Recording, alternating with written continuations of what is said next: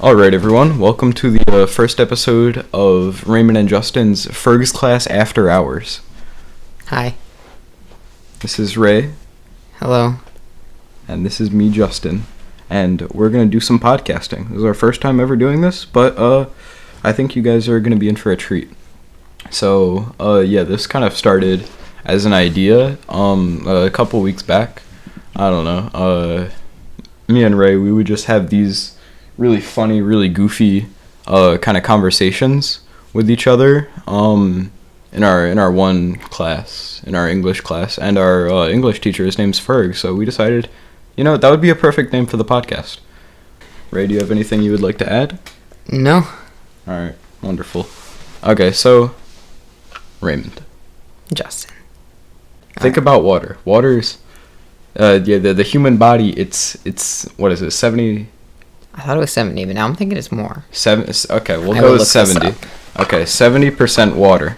Human body is. That's being fact checked. The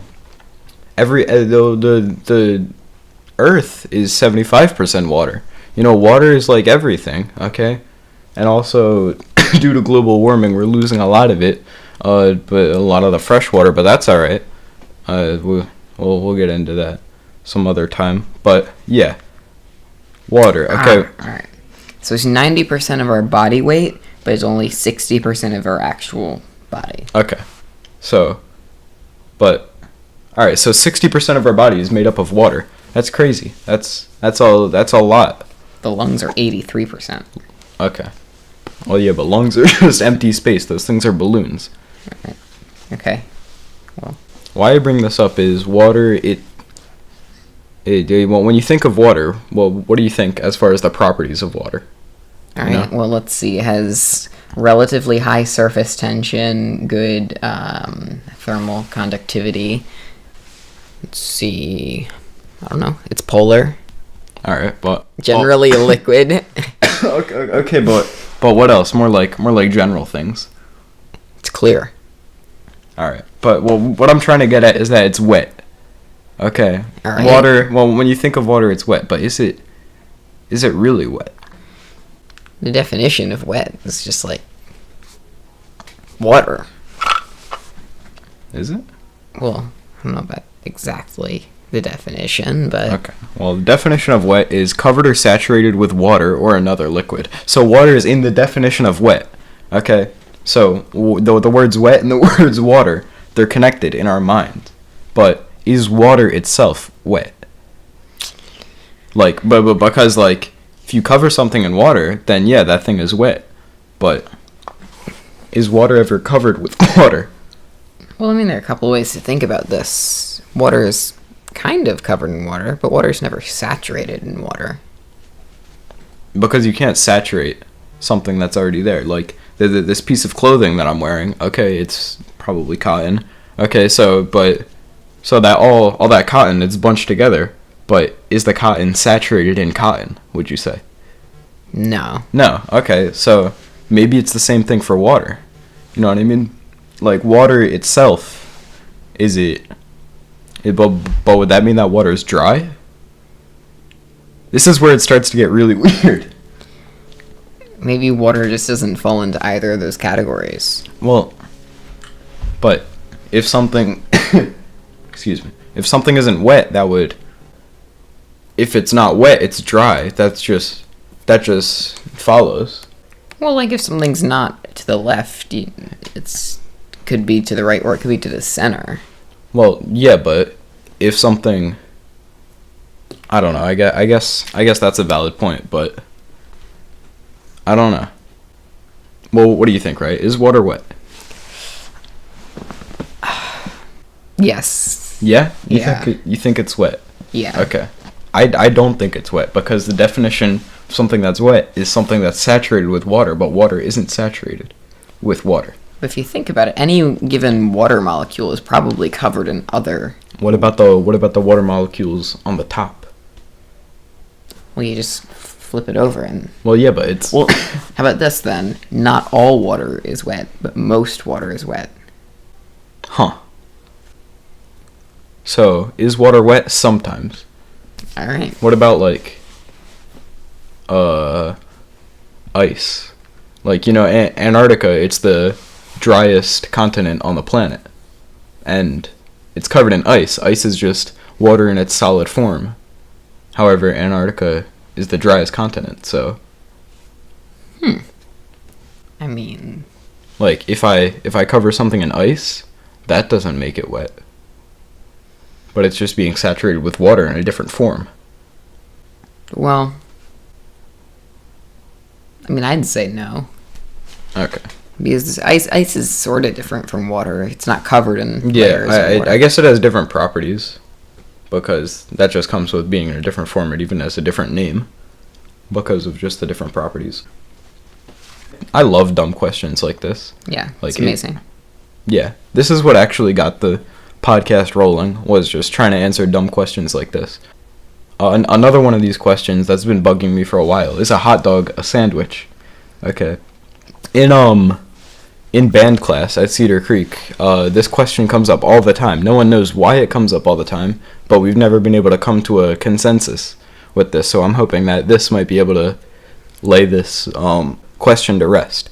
Before we start, alright, Ray, do you think a hot dog's a sandwich? Well, I'm gonna say yes, but I'm not sure. In general, this question just aggravates me, so I don't know. Like, I'm gonna go with yes. I think the two arguments are, for yes, it would be a hot dog is a sandwich because it's encased in bread. And then you eat it, and you hold it in your hands and you eat it, just like any other sandwich. Right. But at the same time, a hot dog bun is one individual piece of bread. It's not. It just wraps around the hot dog. It's not like any other sandwiches. Well, I don't know, because are hoagies sandwiches? No, they're hoagies. Wait, are hoagies actually not sandwiches? Well, that's part of the question. This is... We start diving down the sandwich rabbit hole. If someone can call an open-faced sandwich a sandwich, I think anything could be a sandwich. Well, yeah, but that's different. It falls into a different category. Open-faced sandwich. Oh, right here, open sandwich is also a sandwich. But it also says it contains 2 or more slices of bread, according to dictionary.com. Okay. So, according to the dictionary, a sandwich has to have 2 or more slices of bread. Therefore, a hot dog can't be a sandwich. Now, if you rip the bun, can it be a sandwich? Okay, if you rip the bun, I think that constitutes as becoming a sandwich. So, all you people out there who are said, because I never believed that a hot dog is a sandwich, really. I think it isn't. I think it's its own category. I think a hot dog might even be considered a hoagie. If you really want to insist that a hot dog's a sandwich, you can just rip the hot dog bun, and then there you go. Just split it down the middle, just slap it, one piece on top, one piece on the bottom. I mean, your hot dog is going to fall out a lot easier, all the condiments that you put in there, because I know you're not eating your hot dog plain, if you feel so passionately about these.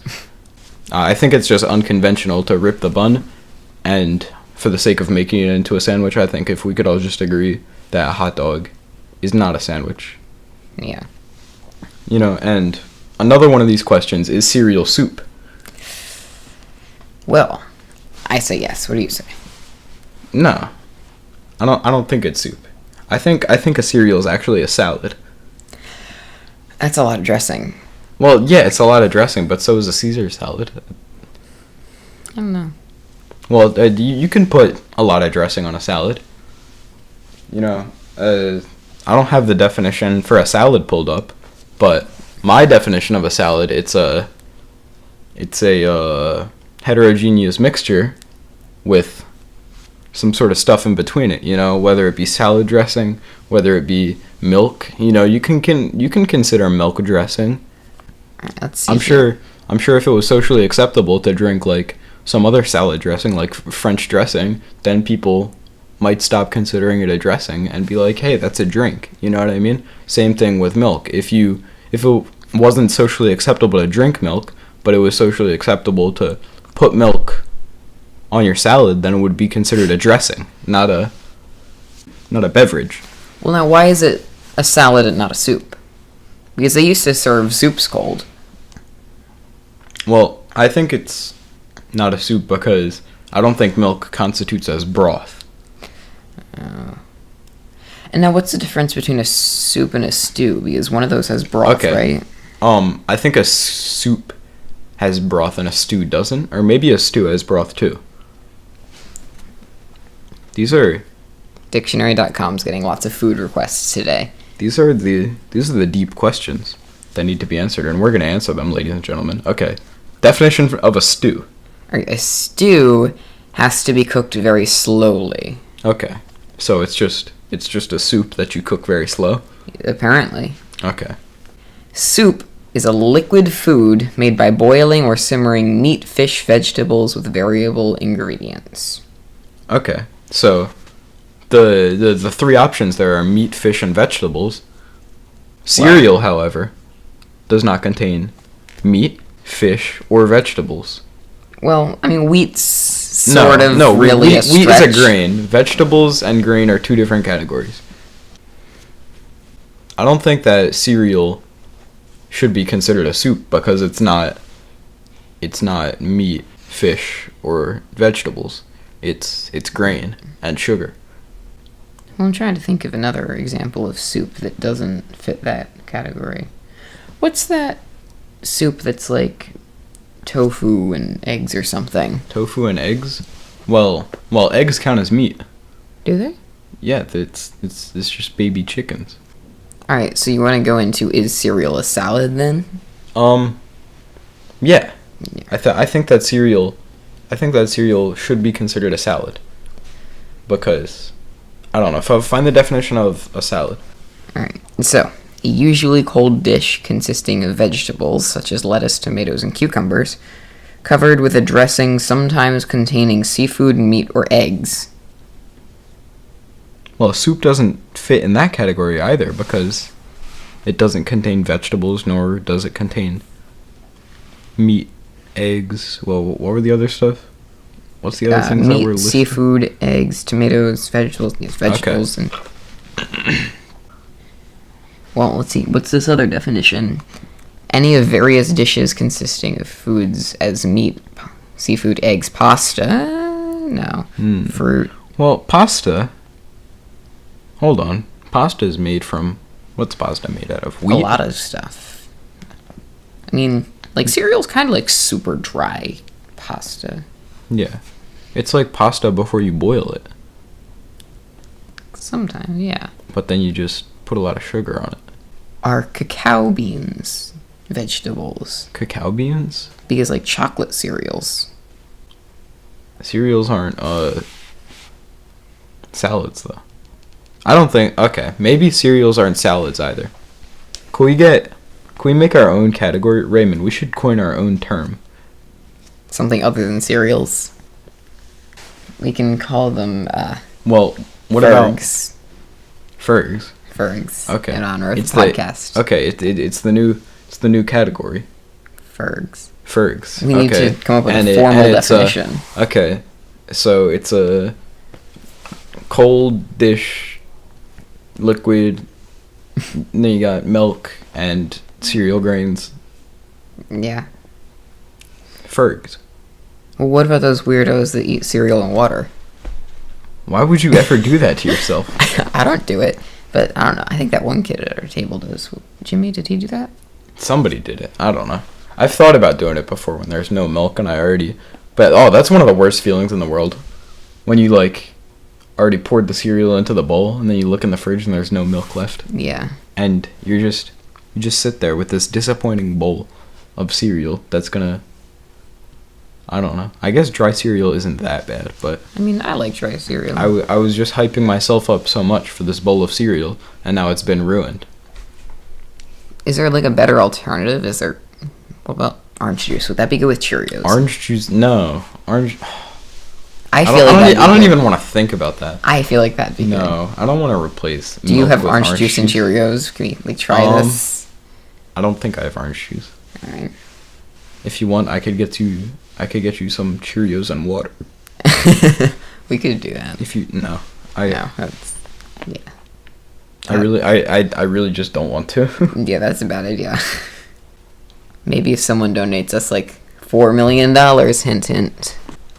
Well, $4 million to eat. No one's gonna do it. But if some rich person. What if someone does? Then we have $4 million, but we also have to eat. We can get cereal you some with cough orange medicine. juice. Yeah. Just one singular lozenge will stop one cough for an hour, long enough for me to do this podcast without having my lungs fall out. Maybe your special mints will help. Stop. He tried to offer me dog treats. They're special mints. No, he comes over. He's got this Altoids. You know the little tins, the little Altoids tins. Okay, yeah, there you go. That's a nice auditory stimulation for you. I love these things, and he handed me my own box of them, and he's like, "Oh yeah, we might need these for the podcast."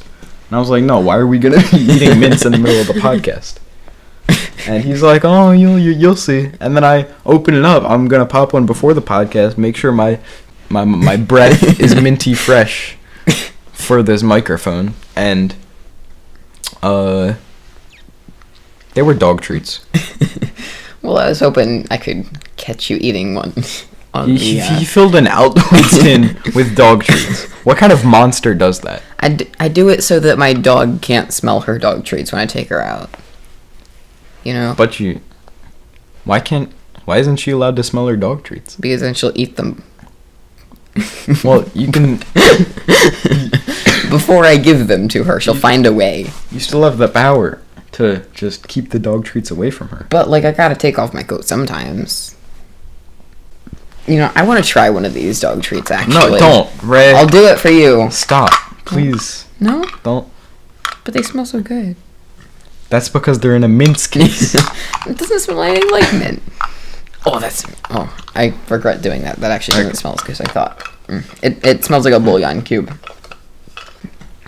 Do we have any other ideas from... Yeah, I was just checking. I put this thing on my Snap story before starting the podcast, asking for ideas because we're both very uncreative. And yeah, I got nothing.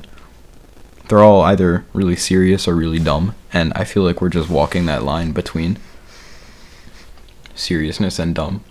Like, you have stuff like this. We were talking about this in class one day, the origins of, like, American accents and British accents, because they're pretty different, and we're always like, oh yeah, they talk so fancy, but what about this? Okay, this is a crazy idea, and I think it's true, and I think we need to spread the word. Yes. What if the American accent, which I'm kind of generalizing here, Americans, it's hard with that because it's so diverse, you know what I mean? You have like a Valley girl, like airhead blonde girl accent, you have like a New Yorker, like a Brooklyn, like, hey, I'm walking here, boppity boopity, you know, stuff like that. You got the classic, like, Texan, cowboy sort of guy, and then you got what we're speaking, which is, like, some pseudo New York, I don't know, stuff like that. Diluted Brooklyn. Yeah, it's, like, super diluted Brooklyn, where we're just talking in the way that's, like, fastest and most convenient. Like, yeah. you have stuff like our T sounds. We don't really make a hard, like, T with them. We kind of... Yeah. I guess you guys heard that with our water. Yeah, water. It's not water, it's water. You know, you kind of just, like, roll your tongue on the top of your mouth, make, like, a D sound, almost like D. So, yeah, we kind of just, like, skip basic human sounds like that. Or, I mean, I shouldn't call them basic human sounds. You know, we have some sounds that we don't even use in our language, but the human mouth is still able to, like, produce. You know what I mean? Like, in Chinese, they have this weird sound in what's known as pinyin, which is just like the romanization of Chinese characters. So, like, we can kind of read it and sound out what it is. Whenever there's an X, it's kind of like a sh.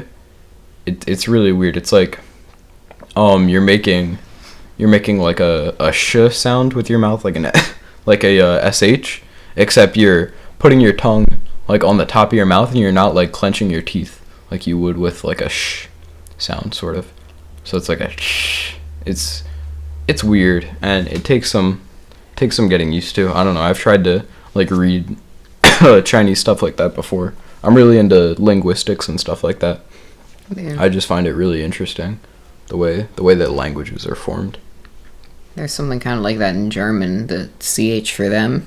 Mm-hmm. I can't make the sound that I'm in German, but it's like a Oh, okay. But Oh yeah, they have that. They have that in Russian too. really, Yeah. I want to learn the Russian Why? because they don't have any articles, and that's a hard part of any language. Oh, okay. I guess. With the accents, as far as American versus British, I think that the American accent is actually just the British accent, and the British people, they just invented their own accent. I mean, throughout history, they've been changing their accent a lot. Yeah, there's different like types of accents even in Britain, just the same way that I was talking about it in the U.S. Our good friend, best friend, Mr. Ferg here. Yeah. He backed us up on this. Yeah, he backed us up on this. So this is Ferg approved stuff right here. Okay, and we believe that the American accent is closer to the British accent than the British accent is. At the time of If that makes any sense. Like the colonization, okay, the British colonized everywhere. Okay, but the main one, for us at least as Americans, is the 13 colonies in the United States, which was just known as America back then. America. If all the people who were here were originally just like British people, then wouldn't that stand to reason that our accent is just British? You know what I mean? Yeah. And what if the British people, they're like, oh well, we don't want to talk like those dirty Americans, they left us, you know, but just because we were taxing them without representation. We're still mad about that, by the way. I don't know if we are going to have any listeners over the pond. Well, you don't know. You never know. What if this gets big and then people just go back and listen to the first episode? Yeah. Maybe. You never know. Anyway, but yeah, so they're like, oh yeah, we don't want to talk like those dirty Americans, so what we're going to do is we're just going to invent our own accent. And then they did. I don't know if that's why, but... Well, I think it's why. Why do you think? Why do you think they... Well, I don't know. Because it sounds nice? It's hard to purposely invent an accent. Have you ever tried doing that? Like inventing an accent that isn't similar to anything else? Yeah. No. Like, I always end up doing Australian or British or something. Yeah, something that doesn't... Okay, that makes sense. Because you're always going to end up sounding close enough to something, and then you'll just start to slip into it because you've heard it before so many times. Right. Mr. Ferguson actually backed us up on this. He said that like the Pennsylvania Dutch, sort of the way that they speak English, is closer to the way that Shakespeare spoke English than the way that the British speak today. So, us in America, we speak closer to Shakespeare than British people speak to Shakespeare, and Shakespeare was British. He's the most famous British dude. Yeah. He's a professional British man. To rephrase that with no bias, we're better at Britishing than any British is. Exactly. Yeah. Unbiased. Unbiased. Do we really have anyone to be biased to? Like you were saying, we're not going to get any listeners from over the pond, but that's alright. Well, now I'm hoping we do. Okay. So you just insult all of them. That's alright. I'm sorry, British people. You can't assume like that. What if they're from France? Well, I'm sorry, everyone that doesn't live in Britain or France or America. yeah, if you don't live in America, I just want to say I'm sorry. If you do live in America, I want to say I'm sorry. If you live. Oh no. This is starting to get really existential. I don't know about this.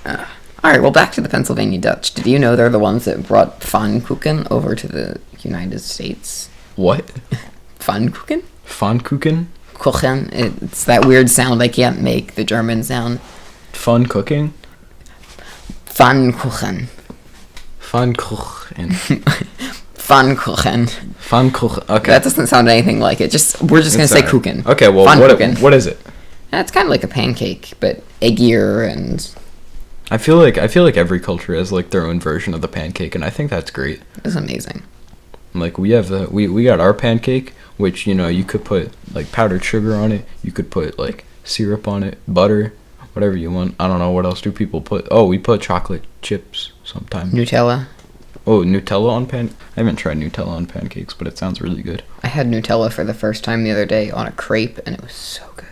We put like strawberries and bananas. You had Nutella for the first time, or you had it for the first time on a crepe? First time ever. It was your first time ever having Nutella? I've only ever had Nutella once, and it was beautiful. You're a little late to the party. I know, but I was like, ugh, hazelnuts? I don't like hazelnuts. Yeah, it doesn't even taste like hazelnut. It tastes like chocolate and everything that's right in the world. Yeah, rainbows, unicorns.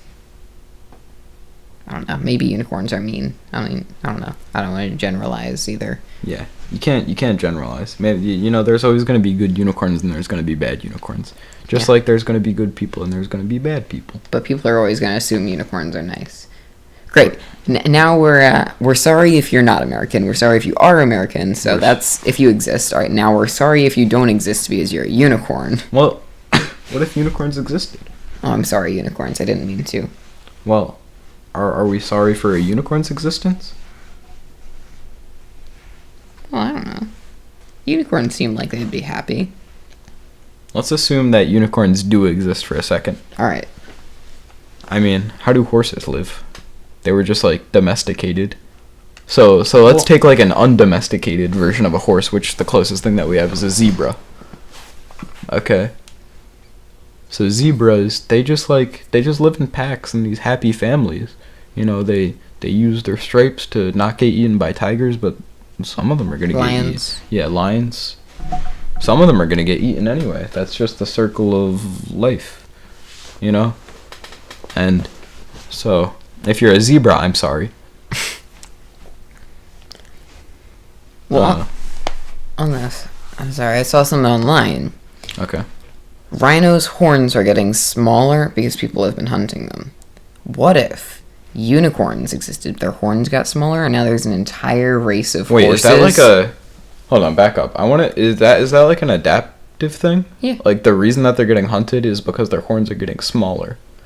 So... No, the reason... Excuse me. The reason that they're getting hunted is because of their horns. So, if they eventually just like lose the horn, then they'll stop getting hunted. Yeah. So now what if there's just like a whole species of domesticated unicorns that have deep down primal hatred for us, yet we have them domesticated? One day, there's going to be a horse takeover. They're already plotting. Oh no. Except we've kind of lost use for them with the emergence of automobiles. But kill all horses. Say nay to horses. Jeez, that got dark. Well, not for us, only for horses. No. What about people who love horses? What about horse farmers? Think of the horse farmers. Just pretend they're happy. If you're a horse farmer, we're sorry. Or if you know a horse farmer. Sorry, Paige. And yeah. Sorry, Hannah and Paige. Yeah. We love your horses. Do they still have horses? They still have horses. Yeah, they do. I heard one of them talking about it. Anyway. But what will they do if the horses rose? Like, they're bigger than us, and they have bigger teeth. But they don't have opposable thumbs. It's true. They wouldn't be able to get through doors easily. Yeah, we could just get, like, steel-reinforced doors. And store all the horses in steel-reinforced door. Oh, I was thinking about hiding in the houses, but that's a lot smarter. Yeah. Well, how will we get them in there? Well, I don't know. I don't know how smart horses are. They seem like they get scared really easily, so we could just scare them. And then we'll scare them into these reinforced door horse pens. Alright. Are we going to keep them alive and domesticate them again, or are we not going to take that risk? I don't like the thought of horse genocide. So, But think about it. Oh, there's a thing about how smart our horses are online. okay. This could help us out. So, it's an article, so it might take some time to find. Now, some cognitive scientists are asking about another domesticated animal companion that's been comparatively neglected: horses. Okay. So, horses have been neglected for their intelligence, unlike cats and dogs. The results are impressive. Yada yada yada. So, how smart are horses? Are they people smart or are they dog smart? Dogs are pretty smart. Dogs are some intelligent good boys. Yeah, I don't know that it's useless. Okay. Well, the article's useless, but let's assume that horses are smart. All right. Okay, they're very smart. What if they formed like a hive mind? Horses with a hive mind. Yeah. Wouldn't that be so scary? They could just like take over if they were all a hive mind of horses. Yeah. I mean, like... Whoa. That would be crazy. Hopefully that never happens. Hopefully hive mind technology never makes its way to horses. Yeah. Like, ants are already scary. Like, there could be an ant takeover. Absolutely. Could there be a horror movie about... I feel like there already is a horror movie There about are it. several horror movies about Ants taking over? Phase 4, you got the one where the nuclear bomb make ants giant. That's 2 right there. Okay. Phase There we 4 go. was really good, by the way. Alright, I'll give it a watch. Yeah, I don't know how I feel about ants. I think we should kill all ants. I don't know. Well, what do ants contribute? A lot. I mean, they're... Like I know, I hate Think bees. of the anteaters. I hate bees. I can't stand bees. Right, But like bees. I get that bees pollinate, you know, and they make honey, and so they're doing good stuff, so I tolerate them. Ants, on the other hand, what do ants do? Well, they feed anteaters. They feed anteaters. Well, yeah, but what do anteaters do? Well, they feed tigers. Tigers don't eat exclusively anteaters. Well, that's true, but anteaters don't actually eat exclusively ants. They eat termites. Okay, so then nothing gets disrupted by But- killing all ants. But no, because ants are important. Think of Ant-Man. How would he feel? Well, he's literally not an ant. Right, So- but So he would. remember how sad it was when Antony died, alright? What about the other ones? No, they're fine. It I mean, they're not fine because they're gonna die. But They would kill us, though, because... so we have to kill them before they kill us. Do you remember the Houston hurricane? All those ants that, like, formed the floating colonies and started... That's scary. That's I exactly know. what I'm afraid of. That's why we have to get them now before something like that happens again But and what if ants they take over. what if they retaliate and win? I think we should just try to live in peace. It'll be like the Emu War all over again. No, not the Great Emu War. Yeah, the Great Emu War. Sorry, Australia. For anyone who doesn't know what the Great Emu War is, there was this war fought by the Australian government against emus, and the emus won. It wasn't a very large war. It was more of a battle. It took place in a city, but one city. And it was, 500 emus and 2 people with a little bunker in the middle of the street. Yeah. It was a standoff, actually. They were battling for control of the city. The emus were trying to industrialize. You know, they're getting smarter every day. I don't know. Yeah, emus are scary. Animal takeover is really scary. That scares me. Okay, well, what about wasps? What do wasps contribute? Yeah, wasps are like bees, except their sting hurts more. Okay. Well, if we're going after something bad, let's go for hornets. They're even worse. Okay, so hornets. Wasps are like, hey, we're not nice, but we'll only sting you if you come close to us. Hornets are like, Well, yeah, but- look at that guy, let me mess him up. Yeah. Okay, but what do they contribute? Nothing, they're bad. But I'd be even more scared of a hornet retaliation. I guess wasps feed spiders. Yeah, and their children. Okay. There are a lot of species of spider Okay. and stuff. But what do spiders contribute? I don't know, spiders aren't all that bad. I'm just trying to follow the eco chain here.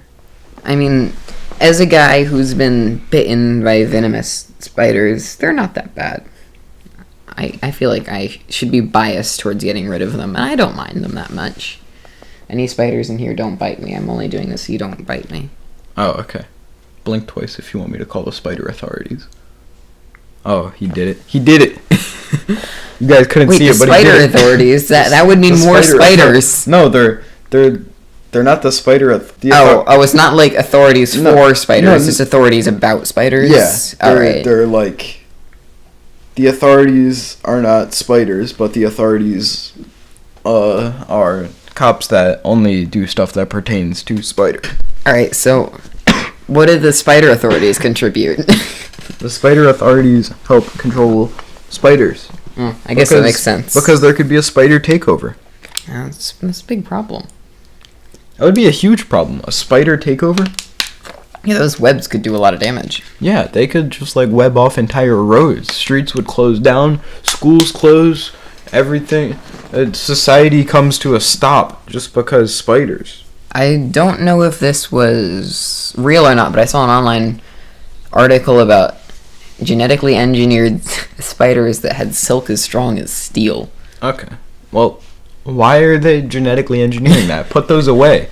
Oh, and did you hear about the spider's wings? That's a problem. No! Don't stop! There are two species. This is making me itchy. I don't want to hear about this. Stop. Alright. Alright. I'm checking for spiders now. I don't see any in our immediate vicinity. Please don't let there be any spiders. Okay, that's just a fuzzball. If anyone wants to donate pesticide. I don't think we have pesticide.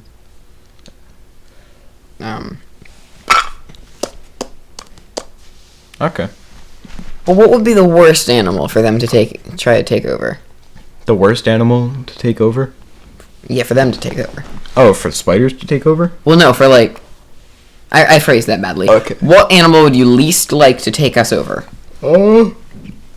Apes, because they're just like us. But big. Yeah, they're just stronger. Well, we're technically apes. Well, yeah, but like other apes. Other apes. Gorillas. Yeah, I don't want gorillas to rule the world.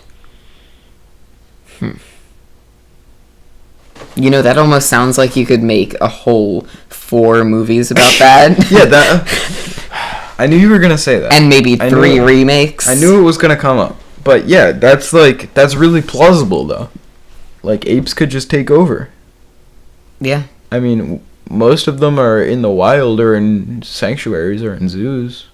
But, like, I don't know. Look at Harambe. Harambe just, like, died. He just got shot. Like, they're all sad now. Yeah, but like, well, what if we could do that with all the other gorillas? No, I'm not. Oh, no. I didn't mean what to is say wrong with you? You're going to be the internet's least favorite person if this ever... I didn't mean kill all gorillas. Sure you didn't. I meant, like, would it really be that hard to fight a war against gorillas? Oh, but what if the gorillas had guns then? Then they could kill us as easily as we killed them. Hey, what's going on with that squid takeover? Is that done? Like, what? In 2012, I was talking about it with my barber. Oh, Steve? Yes, Steve. Steve, your barber. Yeah, I hope he's alright. Florida's going through some stuff and he lives there, but I don't know. Sorry Steve. If you're from Florida. How old is he now? He's like 70. He's got to be... I'd say like 72. Hey, Steve, if you're listening, come back and cut my hair. No one here is good. All right. Steve has been Ray's barber for years. Yeah, I love that guy. All right. But anyhow, there was a squid overpopulation in Japan, and like these were like super smart squids. They had flashlights to distract people, and people would come out of the dark. Other squids would go, what? Drag them down to the ground. I'm giving a lot of gestures here. Just imagine. Okay. Scary stuff. They would like come in herds of hundreds onto the beaches. Okay. So the squids... The squids already attempted a takeover. We would need to breed sperm whales. They eat squid. Okay. But what about when the sperm whales take over? Well, now we have a bigger problem. Literally. They're whales. So what kills sperm whales? Trust-eating sharks? Probably killer whales. Fishermen? I think they would. Oh, yeah, fishermen. We need to breed fishermen. Breed more fishermen. We need to teach Wait. this in our schools. Everybody's like, "Oh, become an engineer." I'm like, "No, become Yeah, a fisherman." yeah. For when the sperm whale takeover happens. Sperm whale predators. I spelled predators wrong. Whatever. Internet, you know what I mean. The most common natural predator of sperm whales is the orca. I was right. The orca. Okay, so the orca. And false killer whales. Or pilot whales. Okay, so whales killing whales. Sperm whales versus orca whales. Oh. Well, apparently orcas don't actually eat the adult whales. They target groups of females and young to steal a calf and kill it. Oh, so they're... Well, that's depressing. Now I like sperm whales. Yeah. I'm rooting for the sperm whales, actually. If sperm whales want to take over, they can. Yeah, remember this, alright? We were thinking about killing you, but now we like you. Yeah. Spare us in the sperm whale takeover. Yes. Why are we worried? They can't go on land. That's what you think. We won't be able to, We live on the coast. What if a hurricane hits, floods everywhere? whale NATO. Yeah. Instead of Sharknado, it's Sperm Whale NATO. That's not as catchy, though, so it won't happen. Oh, yeah, you're right. All right. Because no one can make a movie out of it. But I mean, even if they stayed in the ocean, we wouldn't be able to talk to our viewers across the pond. Listeners, not viewers. Yeah. Yeah. Okay, thank you all for listening. This has been the first episode of Raymond and Justin's Ferg's class after hours. I forget what I said in the beginning. Hopefully it's the same thing. That thing, the podcast. Thank you all for listening. You're all beautiful. I love all of you. If you're listening to this, I automatically love you. If you've made it this far into the podcast, I love you even more. But yeah, thank you for listening. Thank you for putting up with us. We'll be back. I don't know. Depends. Okay, goodbye. Yep, later.